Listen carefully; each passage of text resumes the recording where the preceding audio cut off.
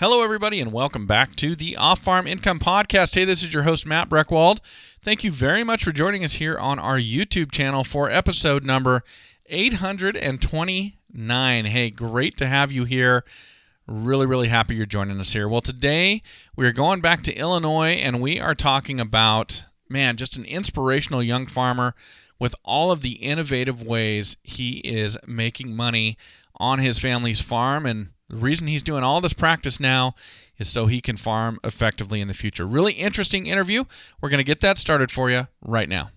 Joining me today is Luke Bergschneider, and he is coming to us from Western Illinois University, where he is studying ag science. He's a former chapter president at Franklin High School in Franklin, Illinois, and a state proficiency winner in poultry production. Luke, welcome to the show. Thank you very much for coming on. Hi, thank you for having me. You bet. I appreciate you taking some time out of your busy college day to be able to speak with me. Oh, I got lucky today. I don't have any classes, so it worked out very well. Oh, well, do you have no classes today because that's the way you set up your schedule, or is there something special going on? We didn't have any class yesterday for Abe Lincoln's birthday, but I got my schedule set up, so I have no class on Thursdays. Got it. With all my lab classes on Tuesdays. Very strategic. I remember those days of trying to pick out what classes I wanted to take, but then also looking at when they're offered and seeing what I could work into my week there. Oh, yeah, it's the most important part. That's interesting. Everybody celebrates President's Day throughout the nation, but you're in Illinois, land of Lincoln, and so on the actual birthday, which is in the middle of the week, was on a Wednesday as we're recording this, because this is going to air quite a bit after we record it. You actually have that specific day off being in Illinois. Yeah, it was kind of weird. There's a bunch of I know friends at other colleges in the state, and they have actual President's Day off, but I guess we just got lucky and got the Wednesday. Okay. Well, that's the first time I've heard of that, so I'm always learning something new doing this show, Luke. I want to ask you just a little bit about you so our audience can kind of get to know who they're listening to. Would that be all right with you? Yep, that's good with me. Okay. Well, how old are you now? So I am 19. And so is this your first year at college then?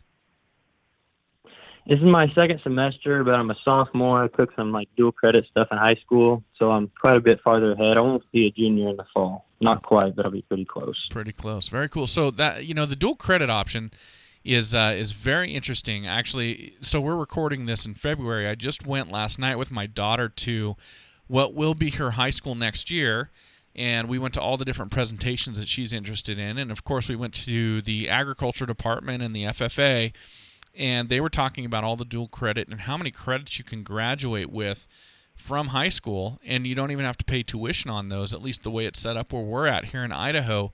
So it's just a really interesting way to get some college taken care of, some college paid for. How many credits did you have when you actually began at Western Illinois?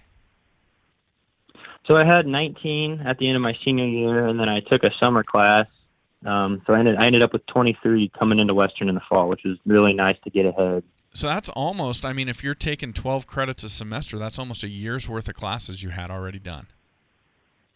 Yeah, so hopefully I'll graduate in 3 years with a minor. It would be really good for going to grad school later. Oh, very cool. Good for you. Way to go on that, Luke. And that is definitely a nice thing that people can do now. There's so much talk about student loan debt and how to pay for college and this and that, and you just never hear anybody talking about this dual credit thing when they're having that discussion, but I really think they should because it's a great option. Oh, yeah, it is. And a lot of high schools are willing to help support the kids that are pushing towards that because they want to help the kids get ahead. Right. You just got to be willing to put in a little bit of extra work for it. Yeah, absolutely. Well, that's great. Now, when you took the dual credit courses, were the courses taught by your regular high school teacher, or were they taught by an instructor or a professor from the college that you were getting the college credits from? So they were all through a local community college, so it really didn't have anything to do with the school itself. So I had to set aside a class period, and I would just go into our computer lab and do all my work online on a computer, because they were all online classes. Oh, very cool. And did you find it more challenging than the high school courses you were taking, or were they relatively easy to get through? They were more challenging, but they still weren't too bad. I go to a really small high school, so we don't have a lot of honors options anyways. So it's kind of a good way to you can kind of, for the kids that are maybe easier with the regular high school classes, to challenge them a little bit more. Okay. Now, were you taking ag classes as dual credit, or were these like your basic fundamental core competency type classes you were taking? These were all like your basic college general ed, so like psychology, history, all that kind of stuff. I didn't take any agriculture stuff as dual credit. Very cool. That is great to know. Good job on that. Well, so let's talk about you when you're not at school. When you're at home, are you on a farm, or are you in a city or in a town, or something kind of in the middle of those two? So I live on a farm a couple miles outside of our town. Okay. And what kind of farming are you doing there? So I'm in central Illinois, so it's basically just row crops, corn and soybeans, and then we operate a cattle feedlot and have a small cow-calf operation. Okay, so cattle, corn and soybeans, and do you guys feed cattle through the winter, or is that just done during the summer? The feedlot's year-round, and we cull our herd going into the winter, but we do keep the mama cows throughout the winter. Okay. Got it. Interesting stuff. Is that farm something that's been in your family for a few generations? Yeah, my great-grandpa started it when he came, a little bit after World War I and that kind of area, and then my grandpa and my dad both work on the farm, and hopefully I'll get to take over in a few years. Very cool. And you said your great-grandfather started it when he came. Where did he come from? He was one of his grandfather came over from Germany in like the late 1800s. Okay. So they lived in the area for a little bit and just started accumulating ground, and he eventually became a full-time farmer. Okay. Yeah, I guess with the last name like Bergschneider, I should have probably been able to guess the Germany part. Yeah, there's quite a few of us in my area. It gets really confusing really quick. So on my mom's side, our family came from, well, actually not from Germany. They came from Russia, but in the late 1800s, very, very early 1900s, but all Germans. They were Germans who had actually immigrated to Russia, to the Volga River region, and then left Russia and came to America. So to America from Germany via Russia, I guess, is our story. That's a pretty interesting trip. Yeah, I'll say. Well, let's talk about your time in the FFA. So when did you join? How long have you been part of the FFA? So I joined as a freshman. Our school doesn't allow eighth graders to join like some schools do. So I was a member for all 4 years throughout high school, and then I'm still a member this year as I'm trying to get my American degree. Awesome. Well, good for you, and I'm sure you will get your American degree. Will that, since you have those credits completed already, will you be able to? So it's still going to be next fall when you receive it, right? Yeah, because I just applied this first. Okay. So I will be applying in this spring for it. Yeah, I'm sitting here going, everybody I've ever talked to is getting it their sophomore year of college, but with you starting off with such a head start, I didn't know if maybe something was different for you. But it'll be your second year in college, but technically your junior year, I guess. Yeah. Okay. Credits and actual years on campus will be a little bit different. Right. Oh, very cool. Good for you. What made you want to join the FFA?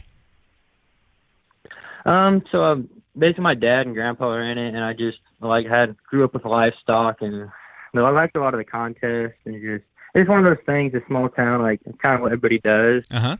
You know what I mean? That's just the way it is, and all the ag kids join, and you go to the contests and stuff, and it's a really good learning opportunity to do. It's not something other than all the other clubs that are going on. Mm-hmm.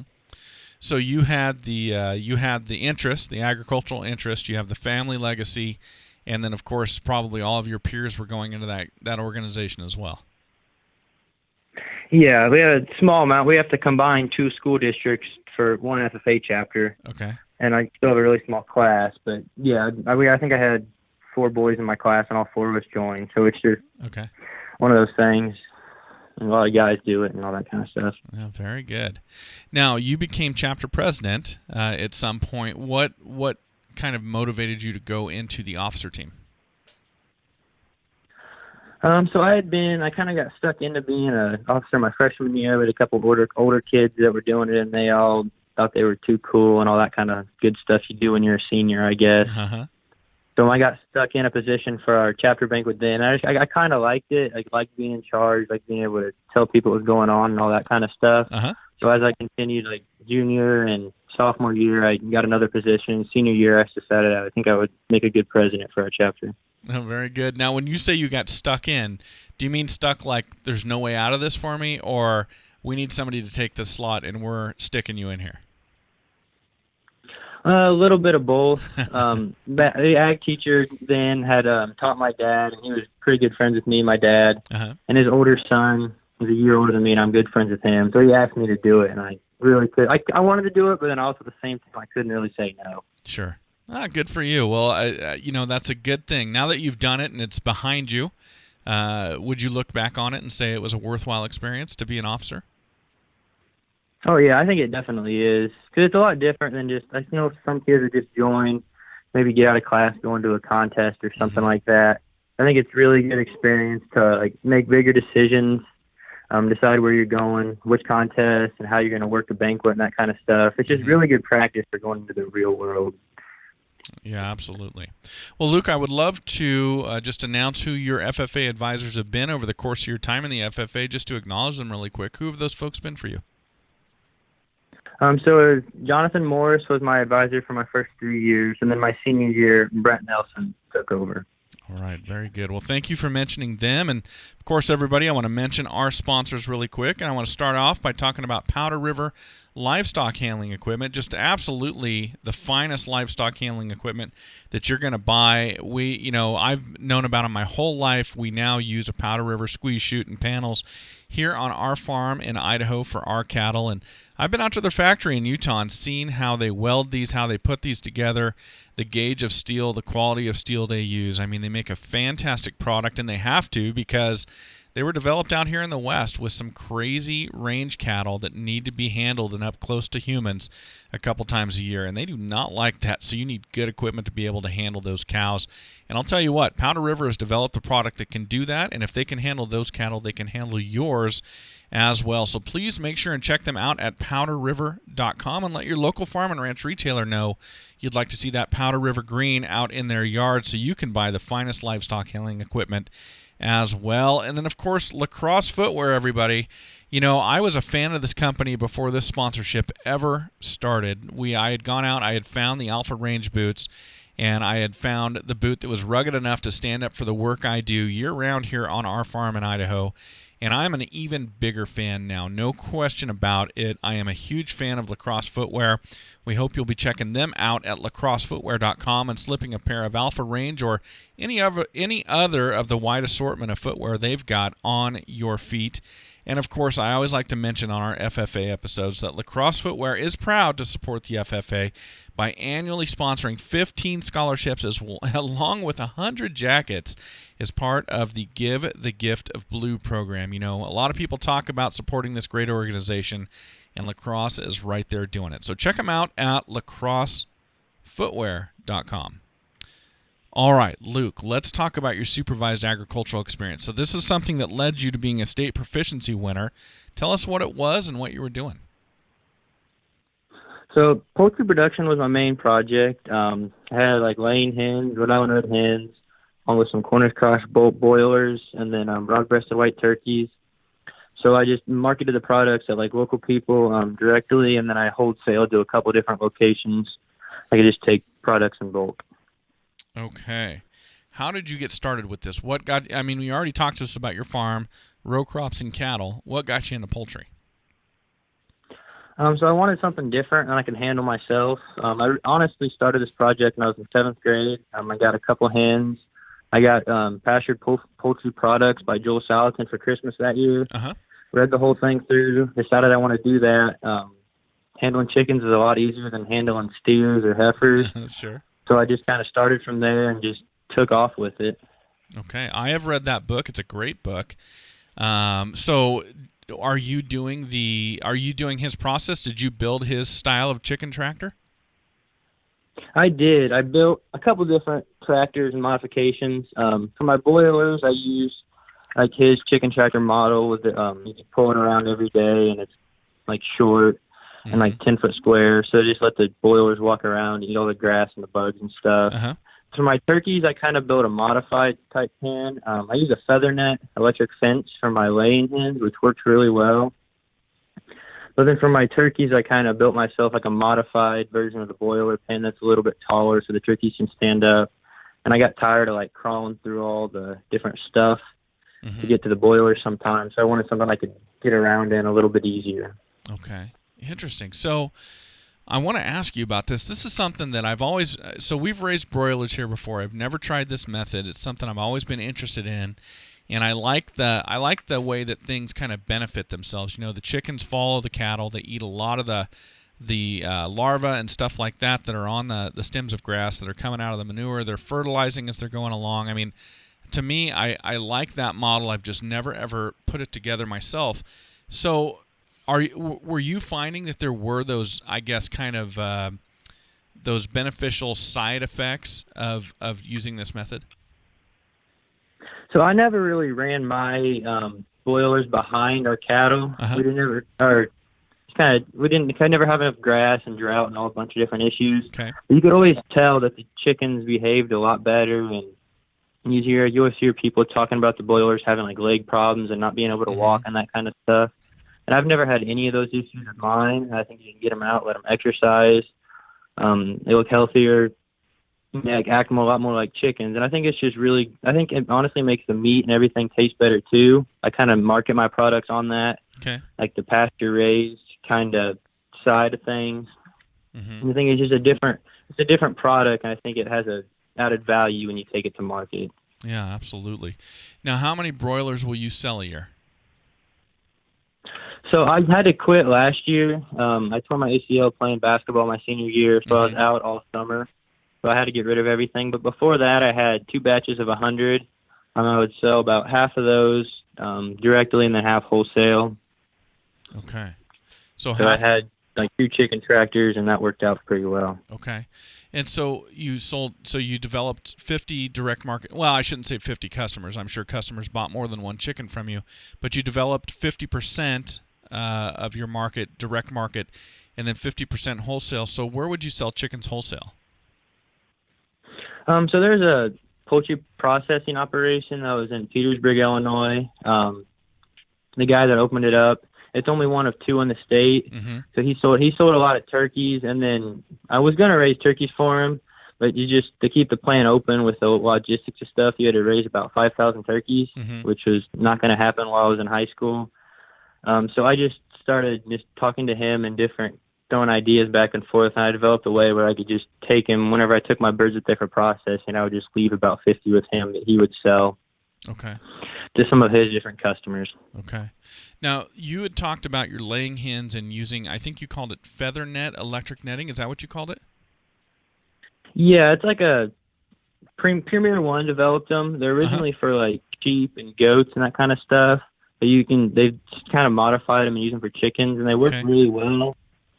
Okay. You just got to kind of clip the wings of the hens a little bit so they don't fly out, but it works a lot better. It's a lot easier because the hens are a lot more aggressive. It's like they're range feeding than the broilers are. It's in a larger area, but the net works out really well to keep them in and just give them a lot more space. It makes the labor a lot easier because you don't have to move them every day like you do with the broilers.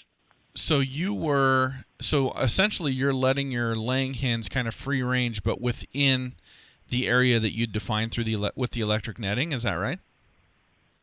Yeah, it's not a complete free range, but I think it's a lot better. Just you don't have to worry about coyotes coming in or something like that and stealing any hens. Okay. And I still lock my hens up at night. I didn't trust the net. Sometimes when it was dark or how low the battery was going. But I never had any issues with the net, with any predators getting in or anything like that. Okay, so this is interesting. So are your chickens going back and being locked up in the same coop every night? Yeah, so I had a portable coop. Okay. So me and my grandpa built this one summer, just out of basically like a stud wall house, pretty much, just a lot smaller, on skids, and I could pull it using our Bobcat or a tractor. So I just set it up in one place. I'd pull like the coop ahead every week, and then the net, I had a 164-foot net, so I'd enclose that around the backside for about 3 or 4 days and let them eat in that area, and then I'd lock them in and I'd move the net to the front. Okay. So I could get 2 different areas out of moving the house once a week. Interesting. Okay. And then how much feed did you have to provide them when you gave them all this grass? So my experience was, if in the summer, if the grass was really good and there was abundance of grasshoppers, I could get close to 40% of their feed from the range, which is pretty good. So that helps a lot with feed costs because you're basically just getting it all for free, and it's a good way to reduce your inputs. Yeah, interesting. And then how are you marketing those eggs? All my eggs were done same way as the broilers and the turkeys are. So on a local people, and then I had a deal set up with a local store. So I got my egg license from the U.S. Department of Agriculture. Okay. And I would candle and grade the eggs, and I'd take them into the store like once or twice a week, or once or twice every 2 weeks. Just like however many dozen eggs they were going through that week. Very cool. That is awesome. What a great project. And then, of course, you've got the turkeys. Now, were you raising them out using some? I think you said a modified tractor for your turkeys, but I can't remember now. So how are you raising them? Yeah, so the turkeys were in like a modified broiler tractor. Okay. I wanted to get an electric net for them, but I just never quite got there. I'm going to raise more this summer, get back into it this summer, so I have plans to use an electric net. But yeah, when I was in high school, I just had a modified broiler shelter that I made taller so I could get in there and the turkeys could completely stand up. Okay. The turkeys have to be stocked at a lot lower density because they're really aggressive. Okay. And they like eat and graze really well. Okay. But see, I was moving them at least twice a day. Okay. So with like the same size pen as the broilers, they just a lot more aggressive. Got it. Interesting stuff. And then were you marketing your turkeys where they all sold late in the fall around Thanksgiving, or did you have customers buying them at different times? Yeah, so I found it easiest to just market them all late in the fall, close to Thanksgiving. That's really when it's easiest to do when the market's the best. So I would try to schedule my chicks so that I could process them about 2 weeks before Thanksgiving, and then give customers a chance to come pick them up and have their time so I have fresh turkey for Thanksgiving, or frozen if they wanted it that way. Yeah. But just to kind of make it as easy as possible so I'm not holding on to products for a super large amount of time, because my grandma got tired of me taking over all her freezer space all the time. I hear you. Very cool project. Well, that is really interesting. So you mentioned that you would like to come back and take over the farm eventually. When that happens, will you keep it row crops and cattle? And I guess if you keep it that way, then will you add this poultry business onto it as well? Yeah, so my dream idea is to basically integrate the whole three somehow with cover crops. So like you could plant a cereal rye cover in the fall after your corn crop. I mean, if you get a good stand on that, graze your cattle on it throughout the winter. And then you could run your chickens on it after the cows in the spring. And you could plant it to soybeans or something like that. Just the way is like even like as a young farmer, you don't have a lot of capital and land prices are always going up. Right. We're just trying to find ways to maximize, like stacking your enterprises and maximizing your profits even with the same amount of acres. Yeah. That is awesome. I can envision it already, and I'm very excited for you with that, Luke. So before we sign off, I want to ask your advice for other students out there. I mean, obviously, while you're still in high school, you're thinking forward. You're taking the dual credit courses. You went and you got your USDA egg license. You're doing all these things. You're finding customers, whether it be wholesale or retail in stores, to sell your eggs, your chickens, and all of that through. When it comes to doing those types of things, what would you say to a high school student who would like to replicate what you've done, but they say, well, I'm just in high school? So I probably got two things. One, I'd tell them, just don't be discouraged by like your time or if you fail or stuff. I was involved in a lot of different stuff in high school. And I just I had my issues and stuff. I'd show up to basketball practice after pulling piglets for my sows or anything like that, or from just doing my hands. So I'm like, you can get it done. Just be diligent about it. You're not going to have time to sit on your phone for whatever amount of time at night. You might just have to come home and go to bed. But if you really want to try it and make it work, you can do it. Awesome. That's great advice. Luke, thank you so much for sharing this with us today. I'm fascinated with what you're doing. Oh, thank you.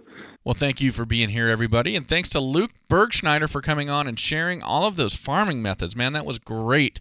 Fascinating interview. Really enjoyed that. As always, enjoy your journey to the ultimate lifestyle business, agriculture.